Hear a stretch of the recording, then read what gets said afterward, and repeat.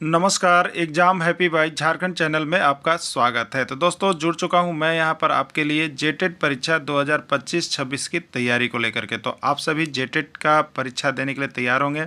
जेटेट परीक्षा बहुत जल्द होने वाली है, तो आप सभी यहां पे क्लासेज के लिए अवश्य जुड़ेंगे। आपको बताते चले, जेटेट में तैयारी को लेकर के बहुत तरह से आपके मन में कौतूहल बना हुआ होगा कि किससे तैयारी करें, कहाँ से तैयारी करें। तो आपको बताते चले, जेटेट परीक्षा में यदि आपको परचम लहराना है तो आप झारखंड राज्य के अनुमोदित पाठ्यक्रम JCERT किताब को पढ़ना कभी भी नहीं भूलेंगे। बाहर का प्रैक्टिस सेट लेकर के यदि आप पढ़ रहे हैं तो वो आपके साथ धोखा हो रहा है, ठीक है। तो आप JCERT जैक का किताब ले लीजिए, जो कि आपको झारखंड राज्य के सरकारी विद्यालयों में मिलते हैं।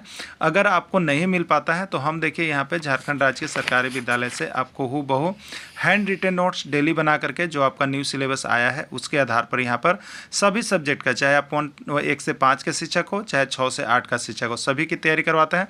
आप घर बैठे यहाँ पर क्षेत्रीय भाषा छोड़ करके सभी सब्जेक्ट का केवल 500 रुपये में तैयारी कर सकते, जिसके लिए देखिए यहाँ पर आपको मोबाइल नंबर दिया गया है 9631054226 पर आप संपर्क करके यहाँ से सभी कोर्सेज परचेज भी कर सकते हैं, तैयारी भी कर सकते हैं। बहुत सारे कोर्सेज बन गए हैं, तो आप अवश्य संपर्क कर लेंगे, घर बैठे ही तैयारी यहाँ से हो जाएगी। चलिए देखते हैं आगे। सृजनात्मकता के मापन हेतु नहीं है। सृजनात्मकता के मापन हेतु नहीं है। सृजनात्मकता के माप इसमें किससे नहीं की जाती है? पंजाब टेट 2018 में पूछा गया है, ठीक है। चित्रों का पूर्ण होना, देखिए चित्रों का पूर्ण होना, मान लीजिए कि आप एक यहाँ पे प्रकृति दे दिए, यहाँ सूरज भगवान दे दिए, यहाँ पे पेड़ दे दिए, यहाँ पे घर दे दिए। अब इसको क्या करना है? कहानी लिखना है। तो चित्रों के माध्यम से चित्र को पूर्ण कर देना, वो क्या होता है? सृजनात्मकता का माप वहाँ से हो जाता है। बच्चा को हम पता कर सकते हैं कि ये सृजनशील है कि नहीं है, तो चित्रों को जब पूर्ण करेगा तो ये सृजनात्मकता के मापन हेतु है, ठीक है। कहानी लेखन, किसी चीज़ को दिखा करके कहानी लिखवाना, ये भी सृजनात्मकता का पहचान करना है। वृत्त परीक्षण, किसी चीज़ का नए नए गोलाकार भाग में परीक्षण करना, ये भी सृजनात्मकता का है। लेकिन अब एक ऑप्शन बच गया, जीवन वृत्त अध्ययन, ठीक है। अगर आप जीवन भर अध्ययन करते रहते हैं तो ये सृजनात्मकता का लक्षण नहीं है, ये एक जगह पर टिके रहने का लक्षण है। इसमें कुछ नया भाव नहीं आ रहा है, इसलिए सृजनात्मकता के मापन हेतु कौन नहीं है? तो जीवन वृत्त अध्ययन नहीं है। राइट आंसर इसका ये होगा। देखिए हर पॉइंट को, हाँ, जैसे 4 पॉइंट रहते हैं, उसको आप जब अपने में थोड़ा सा क्लियर करेंगे, क्लियरिफिकेशन करेंगे, तो आपका समझिए कि यहाँ से प्रश्न का आंसर सही सही आपको निकलने लगेगा, ठीक है। और देखिए CDP आपको बता देते हैं, बाल विकास एवं शिक्षा शास्त्र, शिक्षण शास्त्र ऐसा चीज़ है जो आपको अगर नहीं इसको ठीक से कीजिएगा तो आपको हर ऑप्शन, प्रत्येक ऑप्शन जो है आपको सही लगता है, ठीक है। क्योंकि इसमें पहचान ही किया जा रहा है एक अच्छे शिक्षक का, ठीक है। तो आप जिस तरह का शिक्षक होंगे उसी तरह का आप टिकिंग करके आ जाते हैं। और हर कोई एक दूसरे से लड़ता है कि मेरा सही है तो मेरा सही है, लेकिन सही कौन होगा? जो बोर्ड जो है अपना आधिकारिक वेबसाइट पर जो आंसर को सही मानता है, ठीक है। तो इसलिए CDP देखिए बहुत आसान है। CDP को आप कभी भी भारी नहीं समझिएगा। CDP को आप चाहते हैं तो 30 में से यहाँ पे आप आराम से 25 क्रॉस कर सकते हैं। सिर्फ इस तरह से आप सारे प्रश्नों को कर लेंगे, तो यहाँ से PDF लेके पढ़ लीजिएगा, तो ठीक है। तो आपका 5-6 टॉपिक है, सभी टॉपिक का हमने बनाना शुरू कर दिया। केवल ओरिजिनल प्रश्न और ऑथेंटिक प्रश्न जो कि अभी तक विभिन्न राज्यों से आए हैं, ठीक है। तो आप सभी यहाँ से CDP का जब भी नोट्स कंप्लीट हो जाए आप 150 रुपये में लेकर के यहाँ से पढ़ सकते हैं, नहीं तो पूरी क्लासेज के लिए आप यहाँ से जुड़ सकते हैं, ठीक है। चलिए देखिए यहाँ पर अगला प्रश्न है, निम्न में से कौन सा उदाहरण छात्रों की सृजनशीलता को प्रदर्शित करता है? इसमें कौन सा ऐसा उदाहरण है जो बता रहा है कि छात्र सृजनशील है, ठीक है। कब आया हुआ है प्रश्न? तो ये MP टेट 2016 में पूछा गया था, ठीक है। तो देखिए यहाँ पे पहला है अच्छी शैक्षिक उपलब्धि प्रदर्शित करना, ठीक है। तो देखिए अच्छा रिपोर्ट कार्ड होना, ये जो है सृजनशील बालक का गुण नहीं है, ठीक है। हम रट करके भी अच्छा शैक्षिक उपलब्धि प्रदर्शित कर सकते हैं, लेकिन तो ये जो है आपको सृजनशीलता प्रदर्शित नहीं करता है। किसी भी चीज़ का रिपोर्ट कार्ड, ठीक है, किसी भी चीज़ का रिपोर्ट कार्ड ये सृजनशीलता प्रदर्शित नहीं करता है, ठीक है। चलिए अनुपयोगी सामग्री से पेंटिंग बना देना। देखिए सृजनशील बालक यही होगा, सृजनशील का पहचान यही होगा कि कुछ आपको खराब से खराब चीज़ भी आप किसी को दीजिएगा तो वो सृजनशील होगा, तो उससे नया चीज़ आपको कुछ बना करके देगा। यानी जो अनुपयोगी सामान जो आप फेंक दे रहे थे और अगर उसका वो कुछ करके दिखा रहा है तो ये सृजनात्मकता का पहचान उसमें हो रहा है, वो सृजनशील है। ठीक है। नेक्स्ट है किसी समस्या का केवल एक समाधान करना, ये तो बिल्कुल गलत है। सृजनात्मक बालक जो होता है उसमें नवीनता पाया जाता है, मौलिकता पाया जाता है, दृढ़ प्रतिज्ञा पाया जाता है, अनेक अवसरों को करने का पाया जाता है। इसलिए वो केवल एक समाधान ही प्रस्तुत नहीं करता है, वो अनेक समाधान प्रस्तुत कर सकता है एक समस्या का। ठीक है, आपको समझ में आ गया होगा क्लियर क्या हुआ इसमें। कौन सा उदाहरण छात्रों की सृजनशीलता को प्रदर्शित करता है, आपसे पूछा गया था, एमपी टेट 2016 में पूछा गया है। तो एक अच्छा जो है रिपोर्ट कार्ड वो सृजनशील नहीं है क्योंकि वो रट कर भी ला सकता है, लेकिन यहाँ पे सृजनशील कौन सा प्रदर्शित कर रहा है, तो अनुपयोगी सामान से पेंटिंग बनाने वाला। ठीक है। किसी समस्या का केवल एक समाधान प्रस्तुत करना, ये सृजनशील बालक का लक्षण नहीं है, वो किसी एक समस्या को अनेक तरह से उसका समाधान प्रस्तुत करते हैं। क्लियर हो गया होगा आप सभी को। तो राइट आंसर इसका क्या हो रहा है, राइट आंसर इसका बी हो रहा है। ठीक है। सृजनात्मकता उत्तर के लिए आवश्यक है, सृजनात्मकता उत्तर के लिए आवश्यक है, हरियाणा टेट 2019 में पूछा गया है। प्रत्यक्ष प्रश्न, मुक्त उत्तर वाले प्रश्न, विषय वस्तु पर आधारित प्रश्न, अनुशासित प्रश्न। ठीक है। सृजनात्मकता उत्तर के लिए क्या आवश्यक है। ठीक है। सृजनात्मकता उत्तर के लिए देखिए यहाँ पर जो है आपको किसी का करना है तो आपको मुक्त उत्तर वाले प्रश्न देना होगा। कौन सा प्रश्न देना होगा, मुक्त उत्तर वाले प्रश्न, माने स्वतंत्र प्रश्न आप उसको दीजिए, कहीं से भी प्रश्न दीजिए, वो पूछने के बाद तब आपको यहाँ पर सृजनात्मकता का पता चल पाएगा। ठीक है। अगर अनुशासित प्रश्न यानी जो प्रश्न आए हैं वही प्रश्न आप पूछते हैं तो उसमें मौलिकता नहीं रहेगा। विषय वस्तु पर जो किताब है उसी किताब से तो रट के भी लोग बता सकता है, और अनुशासन और यहाँ पर सृजनात्मकता में रटने का प्रवृत्ति नहीं होता है। इसलिए आप जब भी उससे प्रश्न पूछेंगे तो मुक्त उत्तर वाले प्रश्न पूछेंगे, स्वतंत्र प्रश्न पूछेंगे कि वह जो है कुछ गढ़ के कुछ नया करके आपको उस प्रश्न का जवाब दे पाए। आप ऐसा नहीं करेंगे कि आपका टेक्स्ट बुक में जो प्रश्न दिया है वही प्रश्न बच्चा से पूछ रहे हैं तो वो रट के भी आपको बता सकता है, जिससे सृजनात्मकता का इसमें उत्तर पता नहीं चल पाएगा। ठीक है। तो इसको कैसा प्रश्न आप देंगे, मुक्त उत्तर वाले प्रश्न देंगे, जो स्वतंत्र प्रश्न देंगे कि कुछ नया करके आपको वो बता सके। ठीक है। सृजनशील चिंतन की अवस्था है, सृजनशील चिंतन की अवस्था है, पी टेट 2016 में पूछा गया, पंजाब टेट में तथ्य संग्रह, वर्गीकरण, स्मरण, यह सभी। ठीक है। तो सृजनशील चिंतन की इसमें सभी अवस्थाएं पाई जाती हैं, राइट आंसर इसका डी है, सभी है। ठीक है। चलिए, सृजनात्मकता संयोगों का पुनर्गठन है, उपरोक्त कथन किसका है। ठीक है। सृजनात्मकता संयोगों का पुनर्गठन है, उपरोक्त कथन किसका है, रीट 2014 में पूछा गया था। ठीक है। देखिए कोहलर है, कॉफका है, रिबोट है, फ्राइड है, नाम इतने ही दिया हुआ था, लेकिन आप लोगों की सुविधा के लिए हमने किस वैज्ञानिक ने कौन सा सिद्धांत दिए हैं ये हमने बगल में आपको लिख दिया है। ठीक है। तो ये ऑप्शन नहीं था, ऑप्शन सिर्फ आपका यही है ना। तो देखिए यहाँ पे कोहलर क्या है, तो कोहलर जो है, कोहलर ने सूझ का अंतर्दृष्टि का सिद्धांत दिया। कोफका क्या है, ये भी अंतर्दृष्टि का। रिबोट क्या है, सृजनात्मकता का सिद्धांत है। और फ्राइड क्या है, मनोविश्लेषणवाद को दिए हैं। तो सृजनात्मकता संजोगों का पुनर्गठन है, ये किसने कहा है, रिबोट ने कहा है। किसने कहा है, रिबोट ने कहा है। निम्न में से कौन सी सृजनात्मकता की विशेषता नहीं है, सृजनात्मकता की विशेषता कौन नहीं है आपको बताना है, हरियाणा टेट 2016 में पूछा गया है। ठीक है। चलिए, आप सभी का भी आंसर बहुत सही आ रहा है, आप सभी को जुड़ जाते हैं। आपका देखिए जैसे जैसे यहाँ पे जो न्यू सिलेबस के अनुसार पीडीएफ कंप्लीट होते जा रहा है, टॉपिक कंप्लीट होते जा रहा है, वो आपको हम जल्द से जल्द देने का प्रयास कर रहे हैं। तो इसमें सभी प्रकार के शिक्षक जुड़े हुए हैं। ये जो सीडीपी की क्लासेज है वो आपका 1 से 5 शिक्षक, 6 से 8 सामाजिक विज्ञान, भाषा और गणित विज्ञान, तीनों प्रकार के शिक्षकों के लिए इंपॉर्टेंट है। इसलिए अभी आप इसकी क्लासेज डेली देख लेंगे, जैसे ही आपको पीडीएफ इसकी तैयार होती है हम आपको यहाँ पे क्लासेज दे देंगे। ठीक है। तो 5-6 पीडीएफ हैं, आप सभी को देखेंगे और वहीं से प्रश्न रहेंगे। समझने का प्रयास कीजिएगा कि सृजनात्मकता में क्या हो सकता है। तो निम्न में से कौन सृजनात्मकता की विशेषता नहीं है आपको बताना है। मौलिकता, आपको याद होगा कि यहाँ पे जो होता है मौलिकता पाया जाता है, किसमें, सृजनशील बालक में मौलिकता पाया जाता है, आपको पहले बताया गया है। ठीक है। नवीनता, देखिए जो है उसको पहले, नवीनता, तो सृजनशील बालक नवीन होता है, कुछ नया नया कार्य करके दिखलाने का यहाँ पे उसके पास साहस होता है। ठीक है। दूसरा है उपयोगिता, तो उसके पास किसी भी चीज़ का उपयोगी होता है, वो आप देखिए कूड़ा कचरा से भी वो कुछ नया चीज़ करके दिखा देगा, इसलिए वो बहुत ही उपयोगी होता है। लेकिन अनुकरण, देखिए एक सृजनशील बालक जो है किसी का अनुकरण नहीं करता है, किसी को देख करके काम नहीं करता है। वो क्या होता है, तो नया नया विचार ला करके अपने से वो काम करता है। यानी कौन विशेषता नहीं है, तो अनुकरण जो है इसका विशेषता नहीं है। सृजनात्मक बालक किसी का अनुकरण नहीं कर रहा होता है, वो स्वयं से कुछ नया कार्य करने का प्रवृत्ति उसमें होता है। तो जो एक दूसरे का अनुकरण करते हैं, एक दूसरे का कॉपी छाप को उतार लेते हैं, जो पुरानी परंपराओं पर चलते हैं, वो सृजनशील बालक नहीं है, उसमें सृजनात्मकता नहीं है। इसलिए पूछा है कि कौन सृजनात्मकता की विशेषता नहीं है, तो सृजनात्मकता की विशेषता अनुकरण नहीं है, राइट आंसर होगा।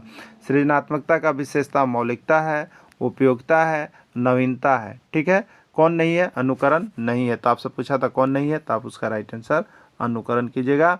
सृजनशील बालक, देखिए यहाँ पे हमने लिख दिया है कि सृजनशील बालक किसी का अनुकरण नहीं करता, बल्कि सृजनशील बालक का सभी कोई अनुकरण करता है। क्लियर, सृजनशील बालक किसी का अनुकरण नहीं करता, लेकिन जो बालक सृजनशील है उसका अनुकरण सभी लोग करते हैं। ठीक है, चलिए, सृजनात्मकता बालक में पाई जाती है, सृजनात्मकता बालक में पाई जाती है उदासीनता, क्रोधी प्रवृत्ति, परिहास प्रियता, कोई नहीं।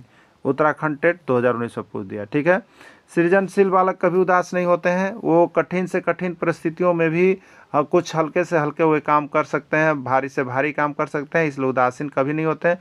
वो हर समय नया से नया कार्य करने के लिए प्रेरित रहते हैं। ठीक है, दूसरा क्रोधी प्रवृत्ति, तो जो सृजन बालक हैं वो क्रोध में नहीं आते हैं, क्रोधी प्रवृत्ति के नहीं होते हैं। परिहास प्रियता, हाँ देखिए इनमें एक चीज़ पाई जाती है सृजनशील बालक में कि परिहास प्रियता, ये लोगों को बहुत प्रिय होते हैं, इनका जो है मान सम्मान सभी जगहों पर फैला हुआ रहता है, तो ये परिहास प्रियता होते हैं। ठीक है, राइट आंसर इसका सी हो जाएगा, परिहास प्रियता। ठीक है, सृजनात्मकता मुख्य रूप से संबंधित है, सृजनात्मकता किस मुख्य रूप से संबंधित है आपको बताना है। बिहार टेट 2014 में पूछा था, मॉडलिंग से, अनुकरण से, अभिसारी चिंतन से, अपसारी चिंतन से। ठीक है, तो सृजनात्मकता जो है अनुकरण नहीं करता है, एक चीज़ आपको पकड़ा रहा है कि अनुकरण नहीं करता है। सृजनात्मक व्यक्ति का अनुकरण सब कोई करता है, लेकिन सृजनात्मक व्यक्ति किसी का अनुकरण नहीं करता है। अभिसारी चिंतन, तो अभी आपको बताया था चिंतन में दो प्रकार था, जिसमें सृजनात्मकता के लिए अभिसारी चिंतन नहीं होना चाहिए, होना क्या चाहिए, अपसारी चिंतन। तो यहाँ पर राइट आंसर अपसारी को, मॉडलिंग जो है सृजनात्मकता का नहीं है, वहाँ पर कोई रोल मॉडल नहीं होता है, इसलिए अपसारी चिंतन इसका राइट आंसर होगा।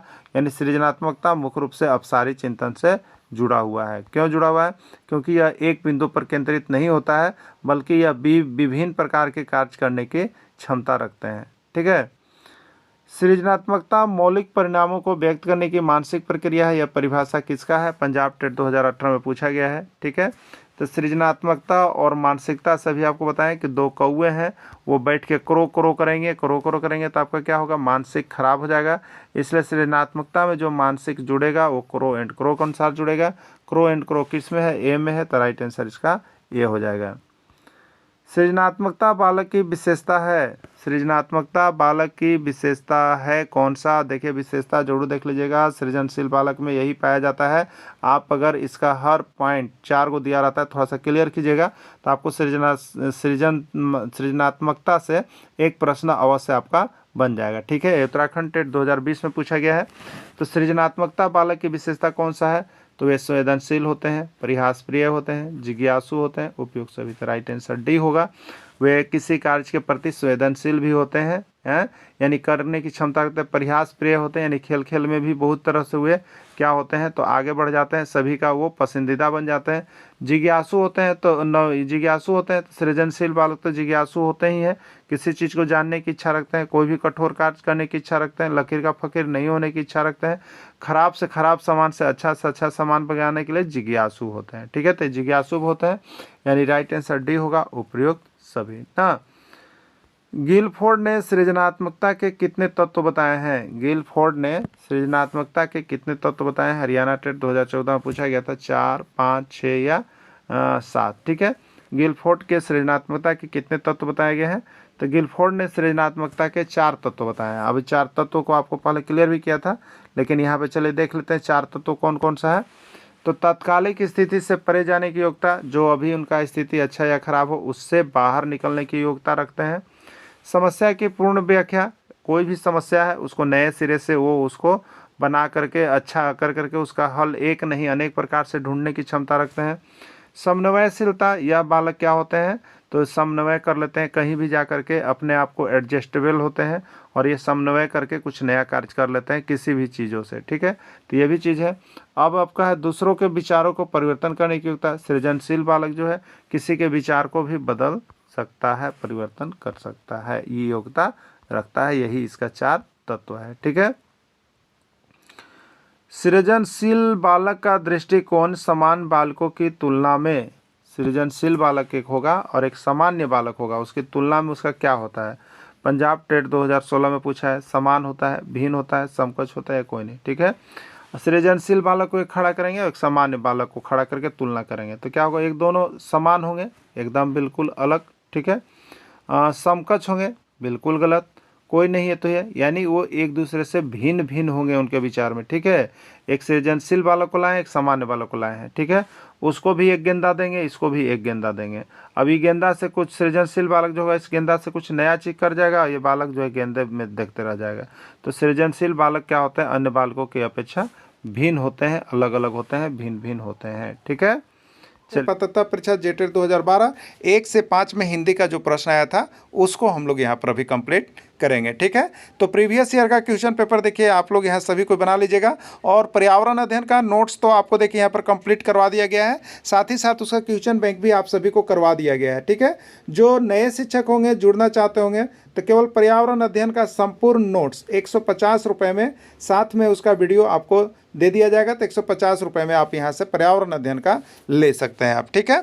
चलिए देखिए हिंदी के अंतर्गत जो पहला प्रश्न पूछा गया था सब, वो पहला प्रश्न क्या है कि पृथ्वी शब्द का पर्यायवाची शब्द क्या है, ठीक है। अभी जेटेट न्यू सिलेबस जो बनाया गया है उसमें भी आपको पर्यायवाची शब्द दिया गया है और पर्यायवाची शब्द हमने यहाँ पर कंप्लीट आपको करवा दिया है जो विभिन्न राज्यों के शिक्षक पात्रता परीक्षा में आए हुए हैं, ठीक है। तो देखिए पृथ्वी शब्द का पर्यायवाची क्या है आपको बताना है, गिरि, भूमि, भूधर या मंजरी क्या होगा, ठीक है। देखिए यहाँ पर पर्यायवाची शब्द जरूर याद कर लीजिएगा, एक पर्यायवाची शब्द आपके एग्जाम में रहेगा। ऐसे हमने प्रयास किया है कि आपको विभिन्न राज्यों के जो शिक्षक पात्रता परीक्षा में पर्यायवाची शब्द पूछे हैं वो हमने आपको यहाँ पर नोट्स बना दिया है, वो आपको जो जुड़े हुए हमारे साथ उनको क्लास भी हो गया है। तो पृथ्वी, गिरि का मतलब क्या होता है, देखिए तो गिरि का मतलब होता है पर्वत या पहाड़, या पृथ्वी का पर्यायवाची शब्द नहीं होगा। भूधर का मतलब क्या होता है, इसका मतलब भी होता है पर्वत या पहाड़, यह आपका पृथ्वी का पर्यायवाची शब्द नहीं है। मंजरी शब्द का मतलब होता है आपका यहाँ पर, मंजरी मतलब छोटे छोटे मंजर होते हैं, कल्प होते हैं, कोमल होते हैं, ठीक है। लेकिन भूमि का मतलब क्या होता है, पृथ्वी होता है, ठीक है, धरा होता है, ठीक है, वसुंधरा होता है। तो पृथ्वी का पर्यायवाची शब्द इसमें कौन होगा, बी होगा, राइट आंसर इसका बी हो जाएगा, ठीक है। चलिए अगला प्रश्न है, पंडित शब्द का स्त्रीलिंग बनती है, पंडित क्या है, पुल्लिंग है, उसका स्त्रीलिंग क्या होगा। अभी आपको हमने स्त्रीलिंग और पुल्लिंग भी बताया है जिसमें देखिए ये प्रश्न आपका था, ठीक है, और है आप जा कर के देख लीजिएगा जो जुड़े हुए हैं, ये प्रश्न आपको हमने करवाया है, ठीक है। ये और राज्य में भी पूछे गए हैं। तो पंडित शब्द का स्त्रीलिंग क्या है, पंडाइन, पंडिताइन, ललाइन या नारी क्या होगा, ठीक है। तो पंडित पुल्लिंग शब्द है, उसका स्त्रीलिंग जब हम बनाएंगे तो कहते हैं पंडिताइन, राइट आंसर बी होगा, ठीक है। अनुज शब्द का विपरीतार्थक है, अनुज शब्द का विपरीतार्थक क्या होगा बताना है, ठीक है। अनुज मतलब क्या होता है, तो सबसे छोटा भाई होता है, अनुज मतलब सबसे छोटा होता है, तो इसका विपरीतार्थक यानी उल्टा क्या होगा, ठीक है। अभी विपरीतार्थक शब्द आपको हमने कंप्लीट करवा दिया है, विभिन्न राज्यों के शिक्षक पात्र उसको भी दे दिए हैं, आप सभी देख लीजिएगा और लगातार इसका प्रैक्टिस भी आपको हम यहाँ पे करवा रहे हैं, ठीक है। तो आज प्रीवियस ईयर में आप देख लीजिए कि आपको कितना प्रश्न वहाँ से भिड़ा है। अनुज इसका विपरीतार्थक हमने करवाया है, क्या होगा, अग्रज, अचरज, अगर या आश्चर्य, ठीक है। तो अनुज माने बड़ा और अग्रज मतलब होता है सबसे बड़ा भाई, सबसे बड़ा को अग्रज कहते हैं। तो अनुज का विलोम या विपरीतार्थक शब्द जो है वो आपका अग्रज हो जाएगा, ठीक है। चलिए अगला देखिएगा, गुण, दोष, स्वभाव आदि शब्द किस वर्ग में आते हैं, भाववाचक संज्ञा, जातिवाचक संज्ञा, सर्वनाम या विशेषण, ठीक है। तो संज्ञा के बदले में जो आता है सर्वनाम और संज्ञा या सर्वनाम की जो विशेषता बताता है विशेषण। लेकिन यहाँ पूछ रहा है कि गुण, दोष, स्वभाव आदि शब्द किस वर्ग में आते हैं। तो ये देखिए संज्ञा के अंतर्गत आप लोग देखे होंगे जो हमने पाठ आपको टॉपिक दिया है, संज्ञा के 5 भेद में एक भेद आपका है भाववाचक संज्ञा। ठीक है, तो भाववाचक संज्ञा वैसी संज्ञा है जिसको सिर्फ हम क्या कर सकते हैं, अनुभव कर सकते हैं, व्यक्त नहीं कर सकते हैं। ठीक है, तो कैसे कैसे चीज़ों को अनुभव कर सकते हैं, तो वो किसी का गुण को हम अनुभव कर सकते हैं, किसी में दोष क्या है वो अनुभव कर सकते हैं, किसी का स्वभाव कैसा है वो अनुभव कर सकते हैं, किसी का स्वाद कैसा है वो अनुभव कर सकते हैं। तो ये अनुभव वाली चीज़ें जो आती है जिसमें गुण, दोष, स्वभाव, स्वाद सारी चीज़ें छिपी रहती है, वो भाववाचक संज्ञा के अंतर्गत चला जाता है। ठीक है, जैसे अच्छा कहेंगे हम तो ये क्या है, गुण है। अगर बुरा कहेंगे तो ये गुण है। लड़ंग झगड़ालू कहेंगे तो ये स्वभाव है। ठीक है, विनम्रता कहेंगे तो ये स्वभाव है। ये सभी भाववाचक संज्ञा के अंतर्गत चला जाएगा।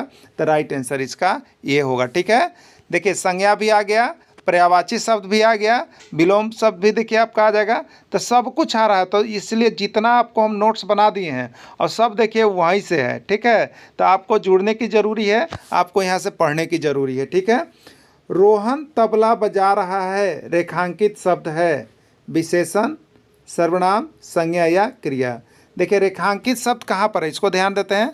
रेखांकित शब्द है बजा रहा है। ठीक है, तो बजाना मतलब कोई काम होना, कोई काम होना। ठीक है, तो जिस शब्द से ऐसा पता चले कि कोई काम हो रहा है, तो कोई काम जो भी होता है उसको हम लोग, कोई भी एक्शन को, किसी भी तरह के काम को हम लोग क्रिया कहते हैं। ठीक है, चाहे वो पढ़ने का काम हो, चाहे वो लिखने का काम हो, चाहे वो बजाने का काम हो, चाहे वो सोने का काम हो, चाहे वो रहने का काम हो, चाहे उठने का काम हो, चाहे जगने का काम हो, चाहे रोने का काम हो, चाहे दौड़ने का काम हो, कोई भी काम वो क्रिया होता है। कोई भी एक्शन क्रिया होता है। तो यहाँ एक्शन क्या है, बजाना। बजाना तो ये किस में जाएगा, क्रिया में जाएगा, ना तो विशेषण में जाएगा, ना तो संज्ञा में जाएगा, ना तो सर्वनाम में। राइट आंसर क्रिया होगा। ठीक है, तो कोई भी कार्य जो किया जा रहा हो वह क्रिया में चला जाएगा। ठीक है, आज्ञा पालन करने वाले को क्या कहते हैं। देखिए विभिन्न शब्दों के बदले ये एक शब्द है कि बहुत बड़ा वाक्य लिखा हुआ, उसके बदले एक शब्द क्या होगा, ये अभी आपको नहीं करवाया गया, ये भी करवा दिया जाएगा जो विभिन्न राज्यों के शिक्षक पात्रता परीक्षा में है। तो देखिए हिंदी अब मेरा क्या हो रहा है, हिंदी सेशन कंप्लीट की ओर मेरा जा रहा है। ठीक है, 2-3 टॉपिक बचे हुए हैं, ये भी 2-3 दिन में समाप्त हो जाएंगे। तो अभी प्रीवियस ईयर को हम लोगों ने देख लिया, अब इसी पर आधार पर आप सारा कर लीजिएगा। तो आपको हम बता देते, देखिए हिंदी में आप जो है यहाँ 15 नंबर का जो आता है, आप आराम से 14 नंबर तक ला सकते हैं, 15 भी आप ला सकते हैं। सिर्फ ज़रूरी है अभ्यास की, और सिर्फ ज़रूरी जितना हम दे रहे हैं उसको देखने का। ठीक है, तो उसको देखना आप लोग कभी भी नहीं भूलिएगा। ठीक है, तो अब देखिए आज्ञा पालन करने वाले को क्या कहते हैं, आस्तिक, आज्ञाकारी, अप्रत्यक्ष, या आपको दिया है आयात। ठीक है, तो देखिए जो ईश्वर में विश्वास करता हो, जो ईश्वर में विश्वास रखता है उसको हम लोग क्या कहते हैं, आस्तिक। और जो ईश्वर में विश्वास नहीं रखता है उसको हम लोग क्या बोलते हैं, नास्तिक। ठीक है, तो आस्तिक तो जो ईश्वर में विश्वास रखता है। जो आज्ञा का पालन करता है उसको हम लोग क्या कहते हैं, आज्ञाकारी। जो आज्ञा का पालन करे उसको हम लोग क्या कहेंगे, आज्ञाकारी कहते हैं। और जो सामने से न दिखाई दे वो अप्रत्यक्ष, और जो एकदम सामने दिखाई दे वो प्रत्यक्ष। आयात किसको कहते हैं, तो कोई भी सामान जो हम बाज़ार से क्या करते हैं, बाज़ार में क्या करते हैं, खरीदते हैं, मंगाते हैं, तो वो क्या होता है, आयात। और अगर हम किसी को बेच रहे हैं तो क्या हो गया, निर्यात। ठीक है, तो ये सारा चीज़ों को करना है, तो आज्ञा पालन करने वाले को हम लोग क्या कहेंगे, आज्ञाकारी कहेंगे। बुराई, मिठाई, चतुराई शब्दों में कौन सा प्रत्यय है। ठीक है, मिठाई में कहेंगे तो मीठा जोड़ आई, तो ये मिठाई हो गया।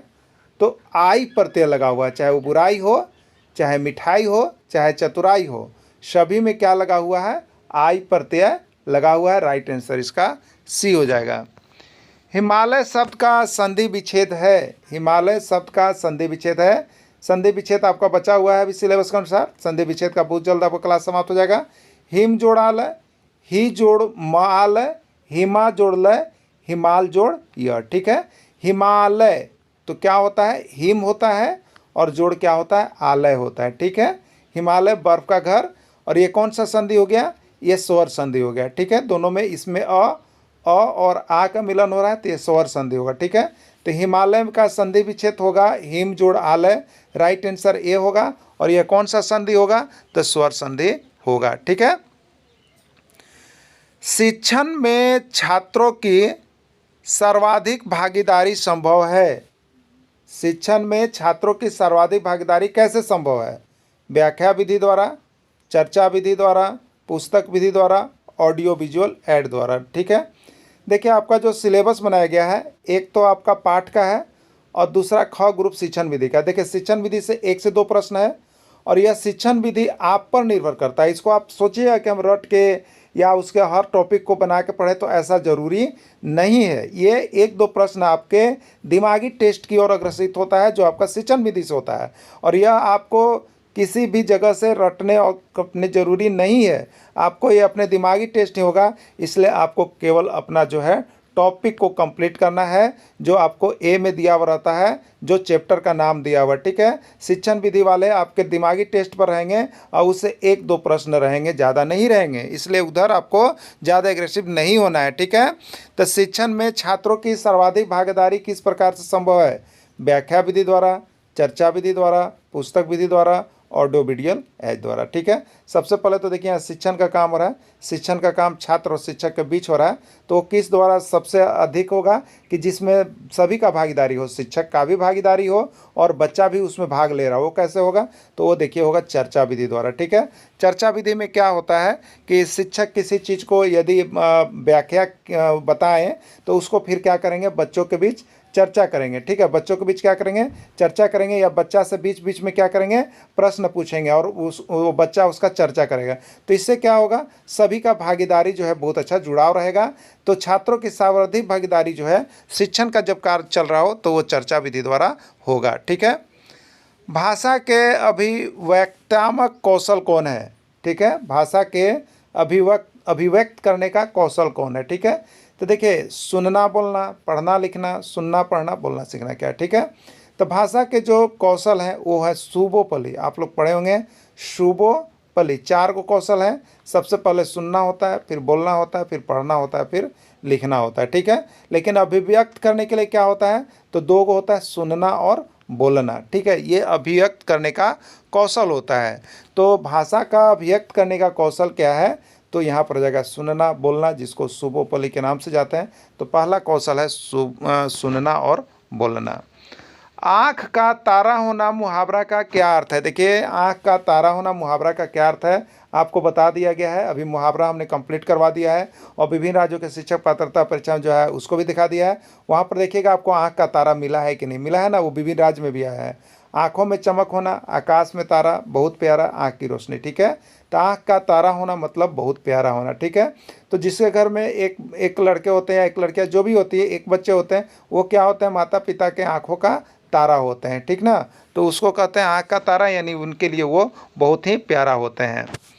अगला है देखिए यहाँ पर 12-13 के लिए निर्देश है, पदांश है। ठीक है। अभी आपको हमने कल गद्यांश करवाया था। ठीक है। यहाँ पर पदांश देखिए दिया हुआ है, इसीलिए हम सोचे कि आपको यहाँ पर जो है पदांश आपको मिल जाएगा किस में, तो सभी राज्यों के शिक्षक पात्रता परीक्षा में। इसलिए हम पदांश को लेकर के और गद्यांश को लेकर के यहाँ पर आपको प्रीवियस ईयर करवा दे रहे हैं, जिससे गद्यांश पदांश मेरा यहाँ पर जो सिलेबस टॉपिक है वो कंप्लीट होगा, साथ ही प्रीवियस ईयर भी कंप्लीट हो जाएगा। ठीक है।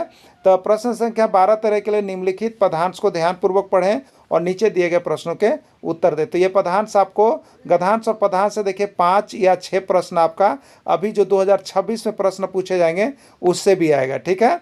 चलिए देखते हैं पदांश में क्या लिखा हुआ है। पदांश में लिखा हुआ है, मैंने देखा एक बड़ा बरगद का पेड़ खड़ा है, उसके नीचे कुछ छोटे छोटे पौधे, बड़े सुशील विनम्र देखकर मुझको यूं बोले, हम भी कितने खुश किस्मत हैं जो खतरों का नहीं सामना करते। आसमान से पानी बरसे, आगी बरसे, आंधी गरजे, हमको कोई फिक्र नहीं है। एक बड़े की बरगद छत्र छाया के नीचे हमने अपने दिन बिता रहे हैं, बड़े सुखी हैं। ठीक है। ये छोटे छोटे पौधे जो हैं अपना खुशी ब्याह कर रहे हैं कि एक बड़ा बरगद पेड़ के नीचे हम कितना खुशहाल जिंदगी जी रहे हैं। ठीक है। चलिए देखिए प्रश्न में क्या है। यहाँ पर 12 नंबर है, इस कविता में बरगद किसका प्रतीक है बताइए? ईश्वर का, माता पिता का, दोस्त का या दुश्मन का? ठीक है, तो इस कविता में बरगद जो है आपको अगर पढ़िएगा तो आपको आज से लगेगा कि यह माता पिता का प्रतीक है, क्योंकि बरगद पेड़ के नीचे जो है क्या हो रहा है, तो छोटे छोटे नन्हे मुन्ने पौधे जो है छहा रहे हैं। इनको किसी चीज़ का फिक्र नहीं है, आंधी का, तूफान का, गर्जन का, बरसन का। तो क्या हो गया, ये जो बरगद का पेड़ है वो किसका काम कर रहा है? तो माता पिता का काम कर रहा है। माता पिता के नीचे भी छोटे छोटे बच्चे जो होते हैं क्या होते हैं, पालन पोषण उनका होता है। उनको भी बड़े होते तक कोई फिक्र नहीं होता है खाने का, पीने का, गरजने का, बरसने का। वो माँ के छाँव में ही, पिता के छाँव में ही ज़िंदगी जीते हैं। ठीक है, तो बरगद किसका प्रतीक है? तो यहाँ पर माता पिता का प्रतीक है। इस कविता में छोटे पौधे किसका प्रतीक है बताइए? आपने पढ़ा छोटे पौधे किसका प्रतीक है? गरीब का, नन्ही पीढ़ी का, वृद्धाओं का, इनमें से कोई नहीं। ठीक है, तो एक कविता में छोटे पौधे खुशहाल हैं, मतलब जिंदा हैं, और ये कह रहे हैं कि हम कितने खुशहाल हैं कि बड़े बरगद वृक्ष के नीचे आसमान से ज़िंदगी जी रहे हैं, आसानी से ज़िंदगी जी रहे हैं। मतलब क्या है, वो नन्ही पीढ़ी हैं, वो पौधे, चाहे वो आदमी के बच्चे हो या पौधे, तो वो छोटी नन्ही पीढ़ी है। तो किसका नन्ही पीढ़ी है? तो पौधों का छोटा नन्हा पीढ़ी है। तो ये नई नन्ही पीढ़ी का प्रतीक है छोटे पौधे इस कविता में। ठीक है, चलिए नेक्स्ट है 14-15 के लिए निर्देश है। निम्नलिखित गद्यांश को ध्यानपूर्वक पढ़ें एवं नीचे दिए गए प्रश्नों के उत्तर दें। ठीक है, 14-15 के लिए है, निम्नलिखित गद्यांश को ध्यानपूर्वक पढ़ें एवं नीचे दिए गए प्रश्नों के उत्तर दें। समाज में सभ्य बनकर रहने के लिए शिष्टाचार के नियम अवश्य जानना चाहिए और उन्हें आदत में सम्मिलित कर लेना चाहिए। यह भी ध्यान रखना चाहिए कि अलग अलग समाज में शिष्टाचार के नियम भिन्न भिन्न हैं, यद्यपि उनके आधार प्रायः समान ही हैं। शिष्टाचार का सबसे पहला गुण है विनम्रता। हमारी वाणी में, हमारे व्यवहार में विनम्रता घुली होनी चाहिए। इसलिए किसी बड़े के बुलाने पर हाँ, अच्छा, क्यों, नहीं, जी हाँ या जी नहीं कहना चाहिए। किसी की बात का उत्तर ऐसे नहीं देना चाहिए कि सुनने वालों को लगे कि लट मारा जा रहा है। ठीक है, ये आपका पैसेज थे, ये आपका गद्यांश था। अब इसके आधार पर देखिए प्रश्न आया है कि शिष्टाचार का पहला गुण क्या है? विनम्रता, चापलूसी, तिरस्कार या कोई नहीं। ठीक है, तभी आपने पढ़ा इसमें पैसेज में कि देखिए आपको गद्यांश के आधार पर ही जवाब देना है, अपने मन से कुछ भी नहीं करना है। तो शिष्टाचार का पहला गुण क्या है? तो देखिए आपको मिला है, यहाँ पे लिखा हुआ है कि शिष्टाचार का सबसे पहला गुण है विनम्रता। ठीक है, तो आंसर हो जाएगा शिष्टाचार का पहला गुण क्या है? तो विनम्रता है। देखिए गद्यांश से आपको ज़रूर पकड़ना है, नहीं पकड़िएगा तो आपको नंबर कम हो जाएगा। हमें किसके प्रति विनम्रता दिखानी चाहिए? देखिए यहाँ पे लास्ट में लिखा हुआ है, देखिए हमारे व्यवहार में विनम्रता घुली हुई चाहिए, इसलिए बड़े के बुलाने पर हाँ, अच्छा, क्यों नहीं, जी नहीं कहना चाहिए। और किसी की बात का भी उत्तर ऐसे नहीं देना चाहिए कि सुनने वालों को लगे कि लट मारा जा रहा। अब किसी की बात का मतलब क्या हो गया, इसमें बड़ा छोटा, बड़ा भी हो गया, छोटा भी, सभी कोई आ गए ना, तो इसीलिए विनम्रता सभी के प्रति होना चाहिए। तो देखिए यहाँ पर प्रश्न है कि हमें किसके प्रति विनम्रता दिखानी चाहिए? बड़ों के प्रति, छोटों के प्रति, बराबर वालों के प्रति या सभी के प्रति? ठीक है, तो अभी लास्ट में देखिए आप टॉपिक में वहाँ पर जो पंक्ति लिखा हुआ था कि हमें किसी के भी प्रति जो है ऐसा नहीं बोलना चाहिए जिससे उसको लगे कि लट मारा जा रहा है। तो यहाँ बड़ों के प्रति भी विनम्रता दिखाना है, छोटों के प्रति भी विनम्रता दिखाना है, बराबर वाले भी हैं उसके प्रति भी विनम्रता दिखाना है। तो राइट आंसर इसका डी हो जाएगा, सभी के प्रति हो जाएगा। से देखने पर पृथ्वी किस रंग की दिखाई पड़ती है और अंतरिक्ष यात्री को पृथ्वी से अंतरिक्ष देखने पर किस रंग की दिखाई पड़ती है? ठीक है, तो देखिए यहाँ पर क्या है कि अंतरिक्ष से देखने पर, ऊपर से नीचे की ओर देखने पर, ठीक है, तो अंतरिक्ष से देखने पर पृथ्वी नीचे, तो नीचे की ओर देखने पर तो पृथ्वी का 2/3 भाग क्या किया हुआ है? ये जल से घिरा हुआ है, जल से घिरा हुआ है। ठीक है, तो अंतरिक्ष से देखिएगा और पृथ्वी के नीचे की ओर तो यह नीला दिखाई देगा। कैसा दिखाई देगा? नीला। लेकिन अंतरिक्ष से ऊपर की ओर देखिएगा, यहाँ पर ऊपर की ओर, ठीक है, यानी आकाश की ओर, तो ये कैसा दिखाई पड़ेगा? काला। तो एक नीला होता है एक काला, यानी ऊपर से नीचे देखने पर नीला और नीचे से ऊपर देखने पर काला, याद रखिएगा, ठीक है। तो अंतरिक्ष से देखने पर पृथ्वी किस रंग की दिखाई पड़ेगी? नीला रंग की दिखाई पड़ेगी। नीला रंग क्यों दिखाई पड़ता है? क्योंकि यहाँ पर जल की उपलब्धता है, जल की उपलब्धता के कारण पृथ्वी जो है नीला दिखलाई पड़ती है अंतरिक्ष से देखने पर, ठीक है। और अंतरिक्ष यात्री को, देखिए अगला प्रश्न आई, वही चीज़ यहाँ बनाया हुआ है कि अंतरिक्ष यात्री को अंतरिक्ष यानी यहाँ पर कह लीजिए आकाश, कभी कभी आकाश से पूछता है, आकाश किस रंग का दिखलाई पड़ता है? काला रंग, नीला रंग, पीला रंग, कोई नहीं। अभी आप अंतरिक्ष यात्री कहाँ देख रहे थे? पृथ्वी पर। तो कैसा दिखाई दे रहा था? जल होने के कारण नीला। अब कहाँ दिखाई दे, अब अंतरिक्ष यात्री कहाँ दे रहे? ऊपर आकाश की ओर, तो कैसा दिखाई देगा? काला। राइट आंसर ये हो जाएगा, ठीक है। कितना प्रतिशत भाग जल समुद्र में पाया जाता है? 97, 85, 86, 99, ठीक है। जल का सर्वाधिक भाग जो है वो कहाँ चला जाता है? समुद्र या महासागरों में चला जाता है, वहीं पे जाके लास्ट हो जाता है, ठीक है। तो समुद्र या महासागर में जो जल चला जाता है वो कितना होता है? तो वो होता है, देखिए 97%, यानी 97% भाग जल जो है वो समुद्र या महासागरों में पाया जाता है। राइट आंसर होगा 97%।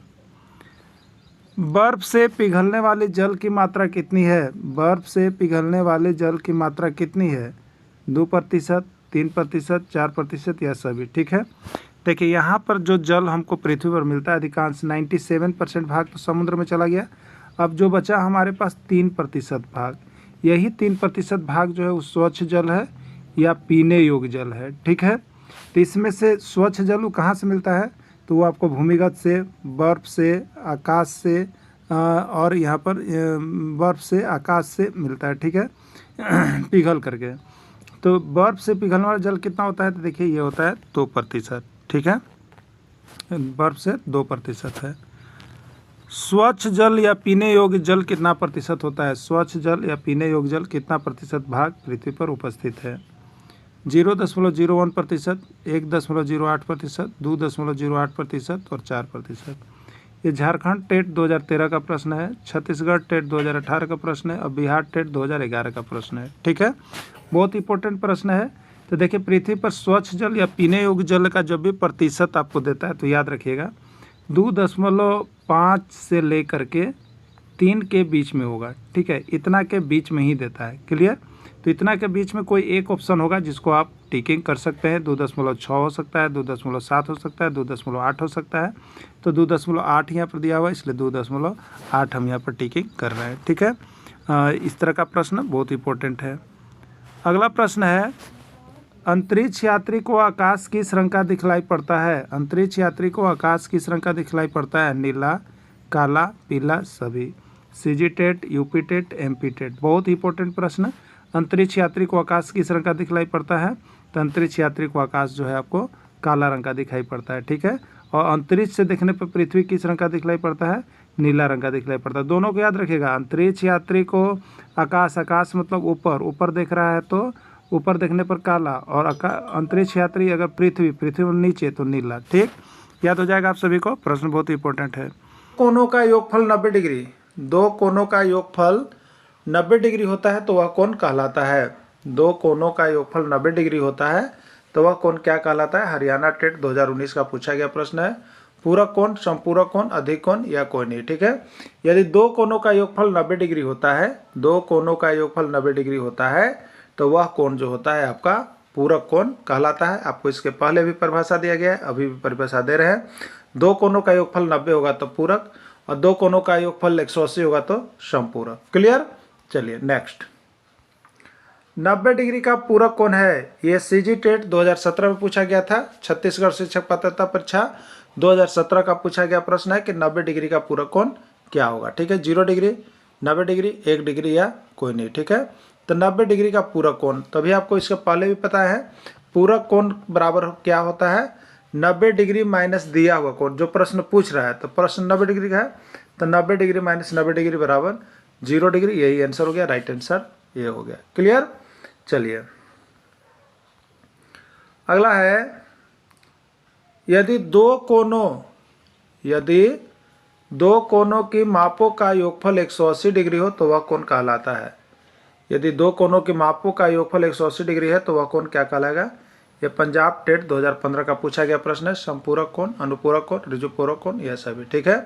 तो यदि दो कोणों के मापों का योगफल 180 डिग्री होगा तो वह कोण जो है आपका समपूरक कोण कहलाएगा, ठीक है। कौन कौन सा कहलाएगा? वह कोण समपूरक कोण आपका कहलाएगा। चलिए ठीक है, यहाँ पे बनाया हुआ है समपूरक कोण का युग्म है। इसमें कौन समपूरक कोण का युग्म है बताना है। हरियाणा टेट 2020 का पूछा गया प्रश्न है कि कौन समपूरक कोण का युग्म है। 115 डिग्री, 65 डिग्री, 112, 68, 120 या सभी, ठीक है। चलो देखते हैं समपूरक कोण होने के लिए युग्म कितना का होना चाहिए बताइए। तो 180 डिग्री, दोनों को जोड़ने पर 180 डिग्री आना चाहिए। अगर 180 डिग्री जोड़ने पर आ रहा तो समपूरक कोण का युग्म है, और अगर 180 डिग्री जोड़ने पर नहीं आ रहा तो समपूरक कोण का युग्म नहीं है, ठीक है। तो चलिए 115 डिग्री और 65 डिग्री, 115 डिग्री और 65 डिग्री जोड़ लीजिए।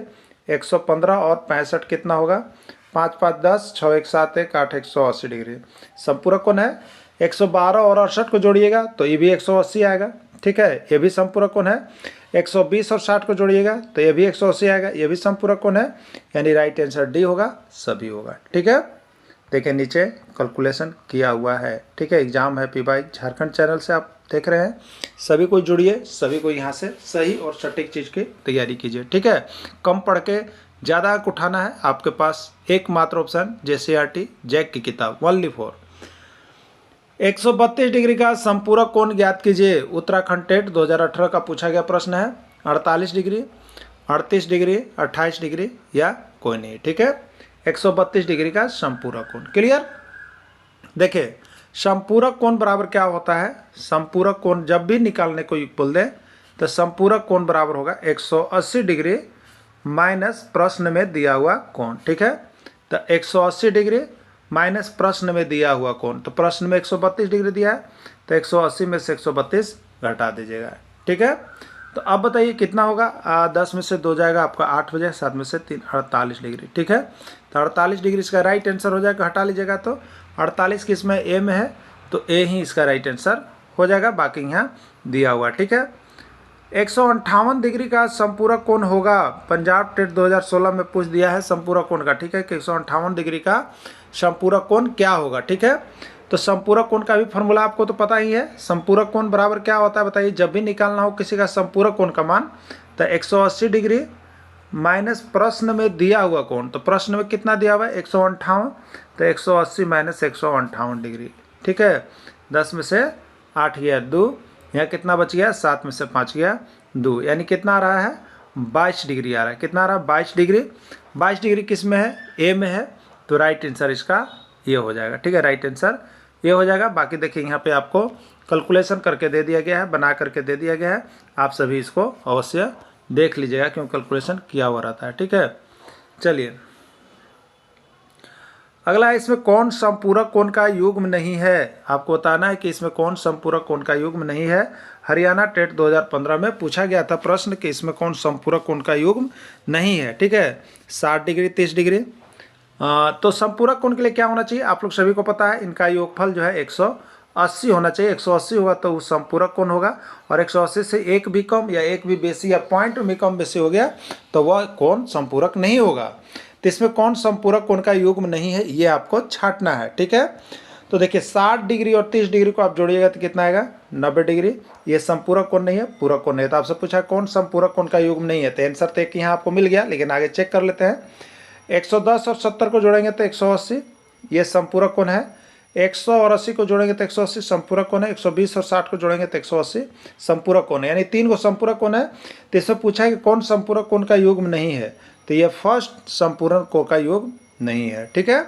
चलिए संपूरक कोण है, इसमें कौन संपूरक कोण होगा? CG टेट 2016 में पूछ दिया था कौन संपूरक कोण का युग्म है। आपको 4 फिगर दिया गया, देखिए 4 फिगर दिया गया है, A, B, C और D, ठीक है।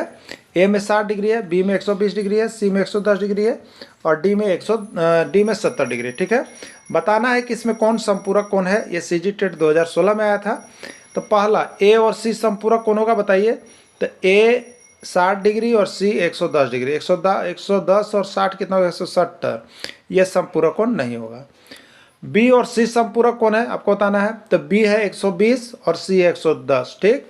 120 और 110 230, ये भी समपूरक कोण नहीं हुआ। समपूरक कोण होने के लिए हमको क्या चाहिए, तो यहाँ पे चाहिए हमको समपूरक कोण होने के लिए 180 डिग्री, ये भी कैंसिल है। अगला ऑप्शन आपके पास आ रहा है ए और बी, ए और बी। तो ए कितना है 60 डिग्री और बी कितना है 120 डिग्री। इसको जोड़ेंगे तो कितना होगा बताइए 180 डिग्री।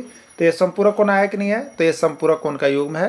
राइट आंसर सी, ए और बी। ठीक है। y 80 डिग्री, तो कैसे होगा बताइए, बताइए कैसे होगा। तो ये एक सीधी रेखा है, मतलब रैखिक युग्म बना रहा है, क्योंकि इसी पर 180 डिग्री का कोण बनता है। ठीक है। तो रैखिक युग्म बना रहा था, कितने भाग बट गया, 2 भाग में, यानी इधर का कोण और इधर का कोण, ये दोनों को मिलाएंगे तो 180 के अंदर होगा। ठीक है। तो देखिए 180 के अंदर हुआ तो एक कोण मेरा y हो गया, तो y, और दूसरा का कोण 80 डिग्री हो गया, 80 डिग्री, और इनका योगफल कितना होगा 180 डिग्री। ठीक है। अब y बराबर क्या हो जाएगा बताइए, तो 180 जो पहले से वही रहेगा, और ये 80 डिग्री जो है बाएं से दाहिने जा रहा है, इसलिए 180 में से 80 घट जाएगा। तो 180 में से 80 जाएगा तो क्या बचेगा 100 डिग्री। क्या बचेगा 100 डिग्री। 100 डिग्री आपका राइट आंसर हो जाएगा। 100 डिग्री किस में है, सी में है, यही आपका राइट आंसर है। ठीक है। चलिए नेक्स्ट प्रश्न देखिएगा। यहाँ पे देखिए आकृति दिया गया है, इसमें आपको क्या करना है, x का मान बताना है। ठीक है। किसका मान बताना है, x का मान बताना है, क्या होगा। ठीक है। यहाँ पे क्या दिया हुआ है देखिए, 70 डिग्री, 80 डिग्री, 100 डिग्री या कोई नहीं, यही दिया हुआ है ना।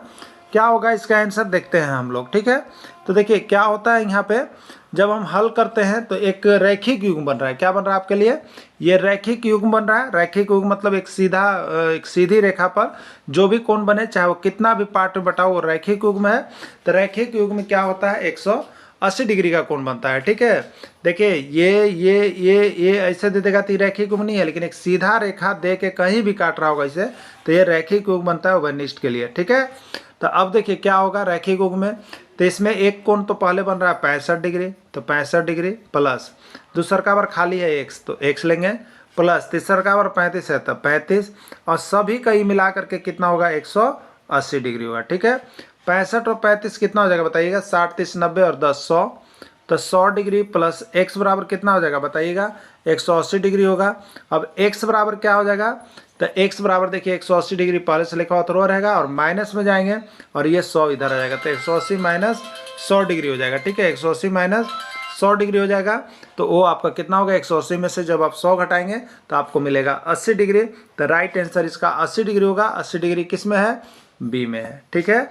आप समझ गए होंगे। देखिए यहाँ पे एक रैखिक युग्म जो सीधी रेखा बनती है, जिस पर 180 डिग्री सरल रेखा बनता है, उस पर 10 को भी लाइन खींच दिया जाए तो उसके सभी कोणों का योगफल कितना होगा 180 डिग्री ही होता है। उसके आधार पर यहाँ पर आपको बनाना पड़ेगा। ठीक है। चलिए देखिए यहाँ पे बनाया हुआ अभी आपको है रैखिक युग्म का सारा चीज़ देखिए क्लियर किया हुआ है। आप सभी यहाँ से PDF ले लीजिएगा, उसको बनाया हुआ आपको मैथ सेशन का सारा चीज़ मिलेगा, हैंड रिटन नोट्स और बाकी JCERT किताब।